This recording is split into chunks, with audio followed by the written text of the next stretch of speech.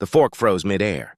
For a second, the only sound at that Sunday dinner table was the hum of the chandelier above us, steady, elegant, and painfully out of place.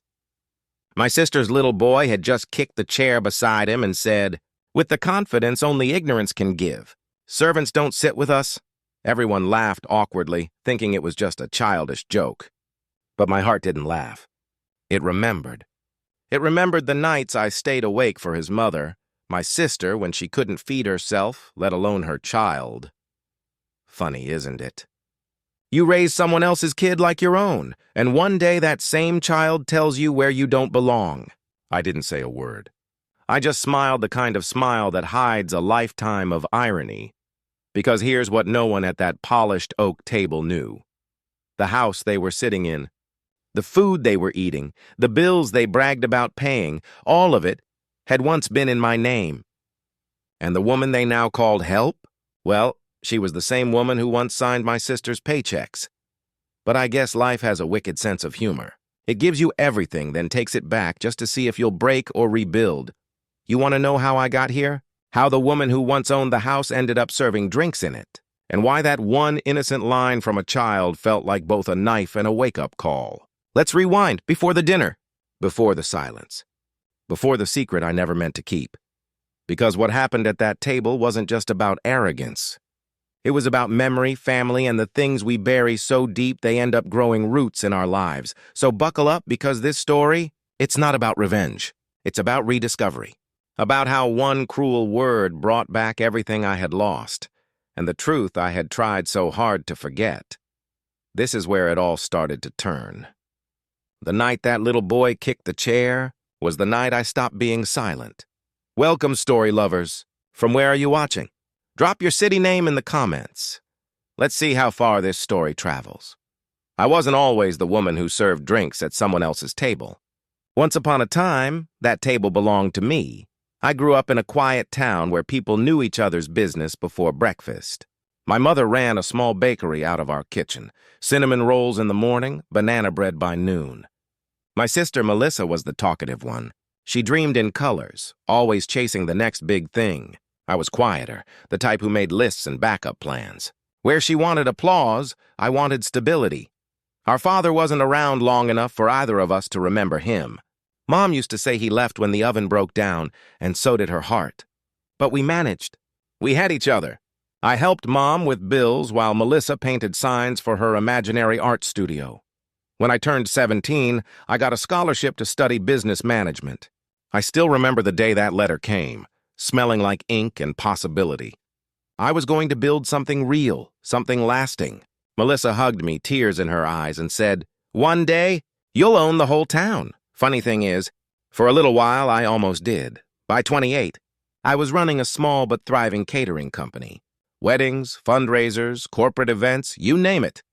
I loved every part of it.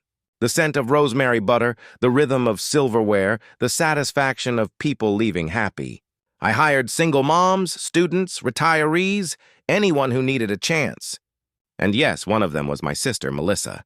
She was between jobs trying to find herself, as she liked to say. I gave her a position managing event bookings. She was charming, disorganized, but people adored her. We made a great team, until we didn't. The first crack came quietly. A missing deposit here, a forgotten invoice there. I brushed it off. She was my sister. Family doesn't steal, family struggles. Then came the phone call. My accountant sounded like someone trying to breathe underwater. "You might want to check your accounts," he said. There's been movement. A polite word for betrayal. Melissa had withdrawn nearly $80,000 over 6 months, money that was supposed to pay staff, rent, and taxes. When I confronted her, she cried. Said she needed it just for a little while, that she'd pay it back. I wanted to believe her. So I did. But belief doesn't pay the IRS. It doesn't keep employees fed. It doesn't fix the silence that grows between two sisters when trust collapses. When the business went under, Melissa disappeared. No calls, no explanations, just gone. I sold the equipment, cleared the debts, and moved into a small apartment above a laundromat. I told myself it was temporary. That I'd rebuild. Then Mom got sick, lung cancer. No insurance. Just me, a half-packed box of medical bills, and a heart that refused to quit. So I did what I'd never imagined. I started cleaning houses. Not for the paycheck, though it barely covered the hospital bills, but for control. Cleaning was the one thing I could fix when everything else fell apart. And guess whose house I ended up cleaning? Melissa's. I'll never forget the day she opened that door. She looked surprised, almost guilty. Then she smiled, wide and bright, like we were still kids. "Oh my God, you look great," she said, stepping aside. "Come in, you're family, I was family." Just not the kind she introduced to her guests. At first, I told myself it didn't matter. Work was work. She had a husband now, wealthy, polished, the kind who wore confidence like a custom suit.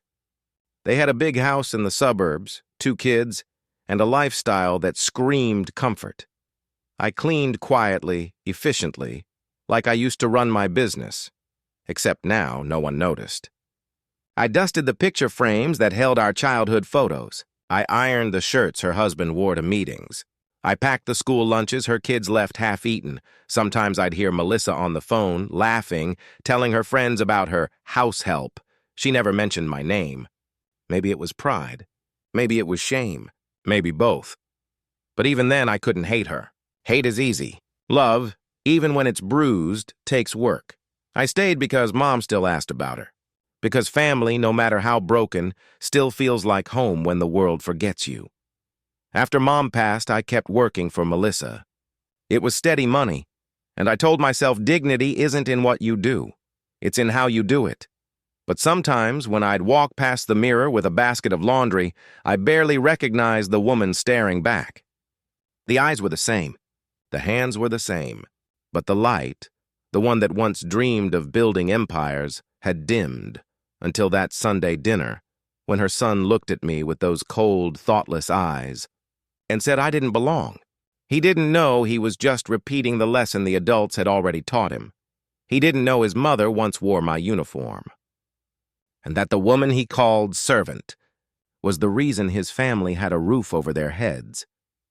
But he was about to, because pain, when it sits quietly too long, eventually finds its voice. And mine was just starting to rise. For weeks after that Sunday dinner, the silence in me began to shift. It wasn't loud yet, just a small stirring like wind under a closed door. But I could feel something waking up. Maybe it was the way Melissa avoided my eyes after that dinner. Maybe it was the embarrassment in her husband's nervous laugh, pretending his son's words meant nothing. Or maybe it was me, realizing that I had spent years carrying the weight of someone else's comfort while they erased the memory of how they got it. Still, life doesn't give you neat turning points. It gives you small cracks that widen until you finally look down and see the ground missing beneath you. Mine started with a letter. It came on a Thursday morning, tucked in the mail beside Melissa's glossy fashion magazines.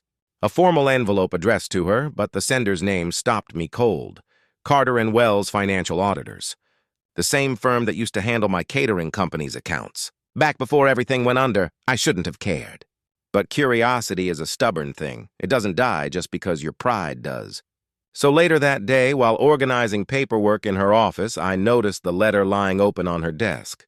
It wasn't snooping. Not really, it was remembering. The letter detailed an upcoming audit. A review of business-related financial transfers tied to her husband's construction company. And then one line stood out. Pending clarification regarding prior transfers from Crawford Catering, LLC. My old company. My defunct company? I froze. There was no reason her husband's business should be linked to mine. Unless the money Melissa took had been used to fund his rise, suddenly, everything clicked. The new house, the fancy cars, the vacation photos with captions about hard work paying off. Hard work had paid off. Mine. For the rest of that day, I couldn't think straight. Every corner of that house whispered something I hadn't wanted to hear for years. That my silence had built their empire. But fate has a strange way of giving back what it takes, if you're willing to look. That night, while cleaning the study, I found a stack of invoices carelessly tossed beside the shredder. Old vendor receipts, checks with my company's name faintly watermarked in the corner. They weren't smart enough to hide it. Or maybe they never imagined I'd look close enough to notice. One document caught my eye, a contract renewal for a luxury catering deal between Crawford Construction and Carter Events and Dining.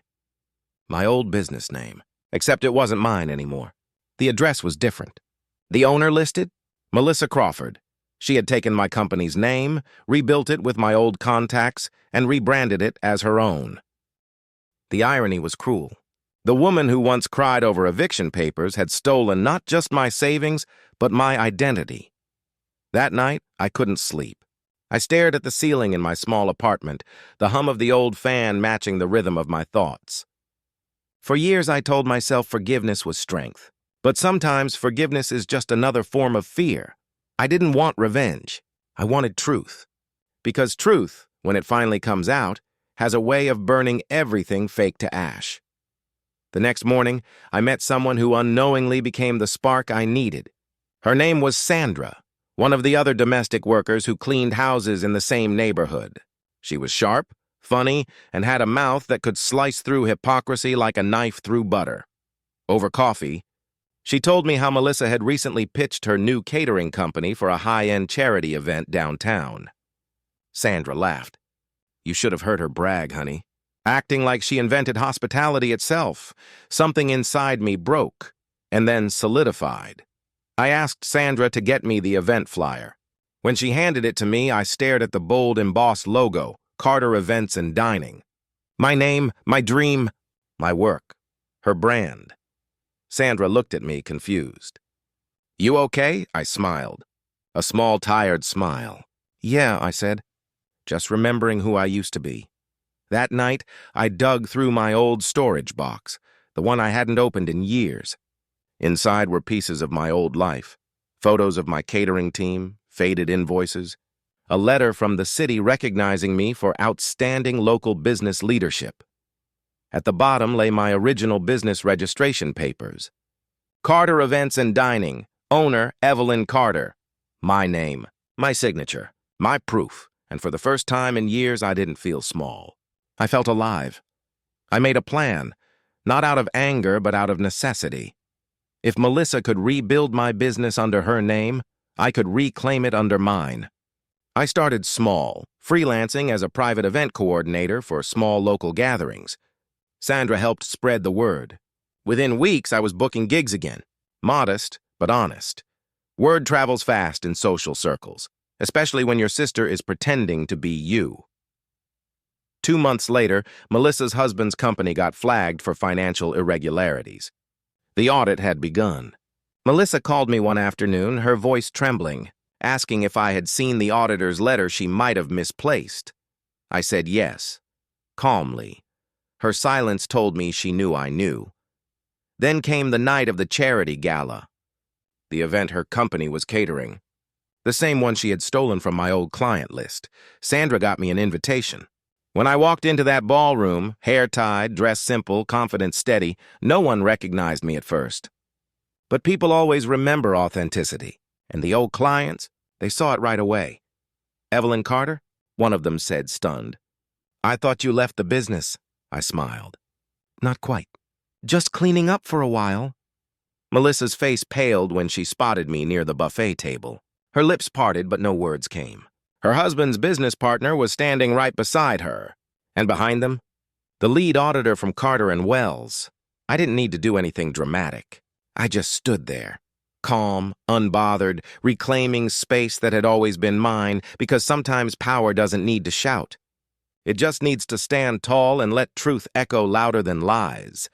That night was the moment the tide turned. Melissa's smile faltered. Her world started to shift in ways she couldn't control. But for me, it was just the beginning of something better. The beginning of remembering that survival isn't the same as living. That sometimes, the quiet ones, the ones who get dismissed, overlooked, or erased, are the very people holding the map to redemption, and I was ready to follow it. The night of the charity gala wasn't supposed to be mine. It was Melissa's show, her chance to parade her success, charm donors, and remind everyone just how far she'd come. But life, as it often does, had different plans. The ballroom glowed with gold light, the kind meant to flatter expensive lies. Every table sparkled with crystal glasses and names that carried weight. I stood near the entrance, unnoticed but present, watching her float through the crowd in her sequined gown, confident, radiant, untouchable. Except tonight, she wasn't untouchable. I had come prepared, not for revenge, but for truth. In my small clutch, I carried copies of financial statements, company registration papers, and audit letters, all pointing to one thing. The empire she built was funded with my blood and sweat. The event began with speeches.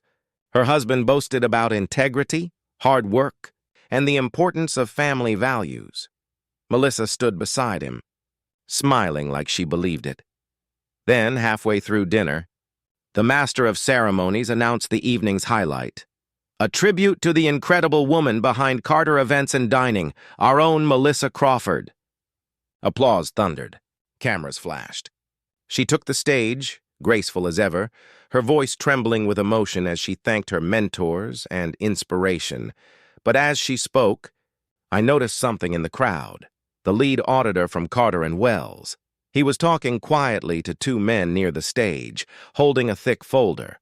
My heart pounded. I hadn't sent them directly. Sandra had, quietly, discreetly. All I'd done was tell the truth. The rest was just gravity doing its work. When the applause faded, the auditor stepped forward. "Mrs. Crawford," he said gently, his tone firm but polite. "Before we continue, we'd like to clarify a few details regarding your company's ownership." The room went still. Melissa blinked, smiling awkwardly. "I'm sorry?" He held up a document. According to the state registry, the business license for Carter Events and Dining was originally filed under Evelyn Carter. "Is that correct?" Her face paled. The smile cracked. "Oh, that was an old partnership. My sister helped me start out. That was it. The moment. The entire room turned, searching for me. When our eyes met, her lips barely moved. "Don't," she whispered. But I already had. I stepped forward slowly, every footstep echoing louder than her applause had minutes earlier. "I didn't help you start it, Melissa," I said softly. "I built it. You just took what I left behind." A murmur rippled through the crowd. Her husband's expression turned from confusion to disbelief. "What is she talking about?" Melissa stammered. "It's complicated," the auditor interrupted, reading from the file. "Bank records confirmed that the seed money for Crawford Construction originated from accounts registered to Ms. Evelyn Carter, transferred through a defunct catering company prior to liquidation. Mrs. Crawford, would you like to explain that?" You could feel the air tighten. The silence wasn't empty. It was electric, ready to explode. She tried to laugh it off, but the sound came out brittle. "This is ridiculous. My sister's had issues. She's just bitter." Ah, there it was. The weapon of choice for every guilty person. Discredit the truth by discrediting the one who tells it. I didn't raise my voice. I didn't need to. I simply pulled out my folder and handed it to the auditor. "If I'm lying," I said, "these papers won't match your findings." "But if I'm not," I turned to Melissa, "then maybe it's time you stop pretending someone else's hard work is your redemption story." Gasps. Whispers, cameras clicking again, but this time, not for her. Her husband backed away slightly, realization dawning on his face. "You used her company's funds to start mine?" he asked, disbelief cutting through his voice. She tried to reach for his hand, but he pulled away. "Melissa, tell me this isn't true." She said nothing. Her silence was louder than any confession. The MC, desperate to regain control, cleared his throat. "Ladies and gentlemen, perhaps we should—" But the auditor raised a hand. "I think it's best we pause here. There are serious matters to address," security whispered to the event staff. The music had stopped long ago. And as the guests shifted uncomfortably, one of the donors muttered what everyone was thinking. "So the servant was actually the founder?" I almost laughed. Almost, because this wasn't about winning, it was about restoring balance. Years of humiliation, invisibility, and silence condensed into this one instant. And standing there, under that same chandelier light that had once witnessed my downfall, I didn't feel angry anymore. I felt free. Melissa's eyes glistened, desperate. "Evelyn, please, don't do this here." I took a breath. "You did it here, Melissa." You took everything I built and called it yours, while I cleaned your floors. Maybe it's time people saw what really built your success. The crowd was dead silent. No one moved. No one blinked. And then, as if life wanted to punctuate the moment, her son, the same one who had kicked that chair, walked up, confused. "Mom, what's going on? Why is everyone looking at Aunt Evie like that?" Her face crumpled. She turned away, hiding behind a hand that once pointed and ordered but could no longer steady itself. I crouched down to the boy's level, my voice calm. "Nothing's wrong, sweetheart," I said softly. "Your mom and I just forgot to tell the truth for a little too long." The boy frowned, puzzled. "Are you mad?" I smiled. "No, just done being quiet." And with that I stood, nodded to the auditor, and walked out. No mic drop. No applause. Just the sound of justice catching up to a story that had been twisted for far too long. Dear audience, if you're still watching and feeling that shiver down your spine, don't forget to like this story. It really helps more people find it, and it keeps stories like Evelyn's alive. Evelyn didn't go back to that house again. Not to confront, not to explain, not even to remember. Some doors, once closed, are better left that way. The world, however, didn't stop turning. Within days, the story broke in the business papers. Carter Events built on sister's stolen foundation. It spread fast, like truth finally catching its breath. Melissa resigned, her husband filed for separation, and their perfect world quietly unraveled. But Evelyn didn't gloat. She didn't post a thing, didn't whisper, didn't brag. Instead, she took a long walk one morning down by the lake, where the air smelled like rain and forgiveness. And for the first time in years, she breathed freely. With the legal settlement she received, Evelyn didn't buy luxury. She bought peace. She reopened her catering business, this time under her full name, Evelyn Carter & Co. Not hidden in anyone's shadow, not signed under another's account, hers alone. But her business wasn't just about food anymore. It was about second chances. She hired women who had been dismissed, ignored or underestimated, single mothers, immigrants, retirees who'd been told they were too old. She taught them recipes, confidence, and the art of starting over. Within a year, Evelyn's kitchen became something magical, part restaurant, part refuge, part rebirth. Clients came not just for the taste, but for the story behind every dish. Perseverance, dignity, courage. Sometimes on quiet afternoons, she'd sit by the window and think about that dinner long ago. The sound of a chair being kicked. The sting of being told she didn't belong. She didn't replay it in bitterness anymore. She replayed it as proof of how far she'd come. That boy, her nephew, grew up too. A few years later, he showed up at her cafe one summer afternoon, awkward, taller, unsure. "Aunt Evie," he said softly, I remember what I said that night. "I'm sorry." Evelyn looked at him for a moment, saw not arrogance but remorse. She smiled. "You were a child," she said. "But I'm glad the man you're becoming knows better." He nodded, eyes glistening. "Can I work here? For the summer?" And just like that, another circle closed. As for Evelyn's life now, it's quiet, full, and beautifully ordinary. No red carpets, no award dinners, no fake smiles. Just early mornings with the smell of bread baking, laughter in the kitchen, and the gentle hum of a business built on truth. She mentors young women in entrepreneurship, helping them write business plans, secure funding, and find their voice. Her story, once whispered, is now taught at local community centers as a case study in resilience and integrity, and every time someone asks, "How did you do it?" she just smiles and says, "By never letting anyone else define my worth." Her sister Melissa lives quietly now, far from the spotlight she once craved. Sometimes Evelyn still sends her Christmas cards, short, kind, with no bitterness between the lines. Not because she forgets, but because forgiveness isn't for the other person, it's for your own soul. When asked once by a journalist if she would ever forgive Melissa, Evelyn's answer was simple. "I already did. I just never went back to the table." Years later, Evelyn stood backstage at a women's leadership conference. She'd been invited to speak about rebuilding after betrayal. As she stepped onto the stage, the lights hit her face, the same way they had the night her sister's lies unraveled. But this time there was no shame, no fear, just strength. She looked out at the audience, hundreds of women waiting for her story, and she began not with pain, but with peace. "I used to think success was about proving people wrong," she said. "But real success is about proving yourself right, about who you are when everything else is taken away." Applause thundered. But Evelyn didn't hear noise. She heard healing. Every clap sounded like a heartbeat of someone reclaiming their power. That night, as she locked up her cafe, she paused by the staff-only sign. She ran her hand over it, remembering how one cruel sentence had once reduced her to that word, servant. And now, in this quiet space she owned, she whispered, "Servants don't sit with us?" "Maybe not. We build our own tables instead."